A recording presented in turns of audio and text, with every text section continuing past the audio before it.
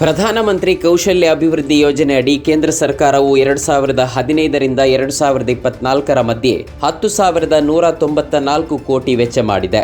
ಆದರೆ ಈ ಹಣ ಅರ್ಹ ಫಲಾನುಭವಿಗಳಿಗೆ ತಲುಪಿದೆ ಎಂಬುದನ್ನು ಪುಷ್ಟೀಕರಿಸುವ ದಾಖಲೆ ಕೇಂದ್ರ ಸರ್ಕಾರದ ಬಳಿ ಇಲ್ಲ. ಇರುವ ದಾಖಲೆ ಸರಿಯಾಗಿಲ್ಲ ಎಂದು ಮಹಾಲೇಖಪಾಲಕರು ಆಕ್ಷೇಪ ಎತ್ತಿದ್ದಾರೆ. ಕೇಂದ್ರ ಬಜೆಟ್ ಮೇಲಿನ ಚರ್ಚೆಗೆ ಮುನ್ನ ವಿರೋಧ ಪಕ್ಷದ ನಾಯಕ ರಾಹುಲ್ ಗಾಂಧಿ ಅವರಿಗೆ ಮಾತನಾಡಲು ಅವಕಾಶ ನೀಡಬೇಕೆಂದು ವಿರೋಧ ಪಕ್ಷಗಳು ಒತ್ತಾಯಿಸಿದ್ದರಿಂದ ಲೋಕಸಭೆ ಮತ್ತು ರಾಜ್ಯಸಭೆ ಕಲಾಪವನ್ನ ಮುಂದೂಡಲಾಯಿತು.